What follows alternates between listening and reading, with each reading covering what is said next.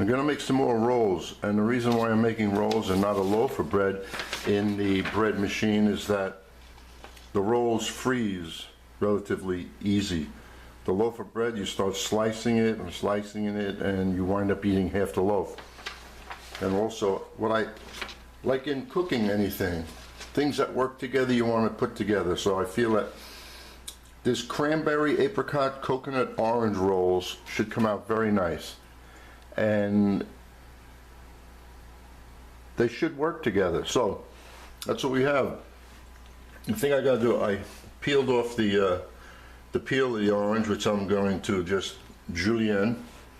Now the orange, I'm using fresh orange, and I'm using buttermilk, and it calls for a cup and a half, let's say a cup and a half of liquid. Now, I don't want to just squeeze this, I want everything out of that. So I'm going to use my NutriBullet, and I'm going to measure this, put the buttermilk in there. I just made this buttermilk with lemon and milk. At least that's what the recipe said you can do. So that should be the cup. That's 1 cup. And I need a cup and a half. And I'm going to reserve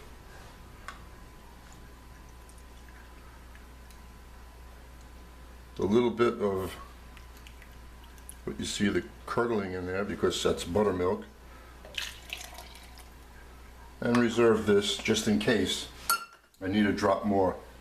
So once there's my liquid, a cup and a half, I'll just run that and then pour it into the flour mix. I'm using dried cranberries and dried apricots, and I could throw these in the beginning because they're not going to break up like if I used fresh. So I don't have to worry about waiting and seeing and timing it when I have to add the dry ingredients. So that's it. And I have coconut flour to give it a little coconut flavor. And all I have to do now is put everything in the machine and then make the rolls later.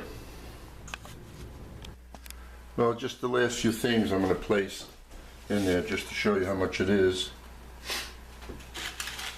which is a 1/4 cup. There's the orange peel, which I julienned, and the cranberry, the dried apricots sliced thin, and the cranberries you don't have to do anything with. So that's it. Now all of this goes into the machine, and it's set on dough, which is 2 hours and 20 minutes. Nothing to do now but just press start. Okay, the dough is ready to come out.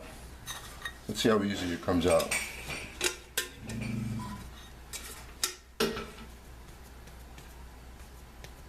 Good, workable, not really sticky.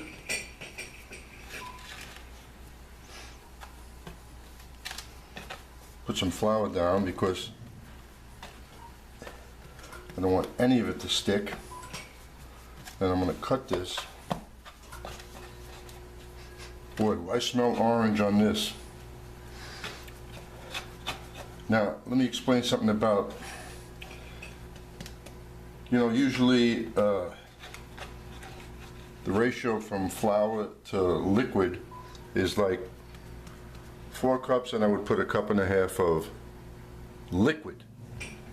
But this wasn't really liquid. The orange has a lot of meat in it, so it's not like water. So therefore, that's why it may seem like a lot of liquid to go into this recipe, but it's not. Well, as you can see, the dough came out fine. Take a smell, but don't eat it.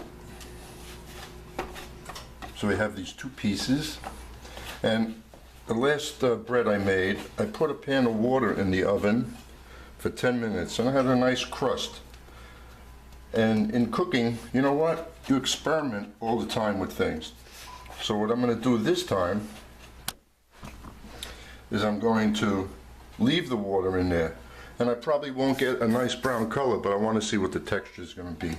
So we're going to cut this. See how many we get.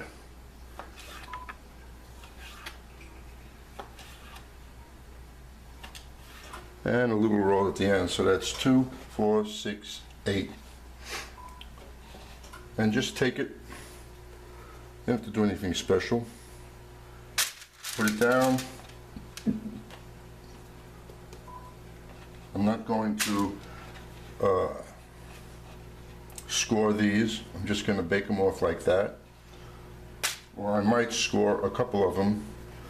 So you see how the appearance after you score them, which would be like so. Go deep enough. There, just one, like that. No egg on these. And just fill up the pan. I would use my stone, but I can't find it, which I prefer. So we're going to take all of that, and the oven is ready. It's been heated, not preheated. It was heated to 375. And we're going to, these are a couple of small ones. So you have an idea of how many we're going to get out of this. And these are great to freeze. Matter of fact, the ones I made yesterday, I put in the freezer. Well, they're going to stick as they bake, but I don't want to make another pan. And I'll cut this one and put it in there, and we'll put them in the oven for about 25 minutes, and we'll see what they look like when they come out. Well, before I put them in the oven, just take a close look, and you'll see that no damage was done to the cranberries or the apricots because they're dry, where the fresh would probably get broken up in the machine in the kneading process. So it worked out well with what I did, and the amount of cranberry and apricot looks pretty good.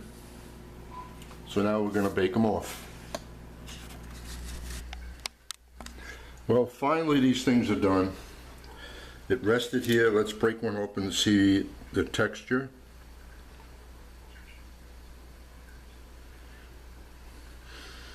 If you like orange, this is really orange. Well, there was enough orange in there with the pulp, and now we put some butter. The reason why I didn't use butter in the recipe and used oil is because you put butter on now and butter in there, that's a lot of butter. It's not a very, very light roll, but then again, with the flour that was used in there, you wouldn't expect it to be that light. The coconut flour, all-purpose, and then the heaviness of the pulp in the orange also affects how these come out. But there they are, not gummy, flakes apart, and very tasty. Well, I hope you enjoy it.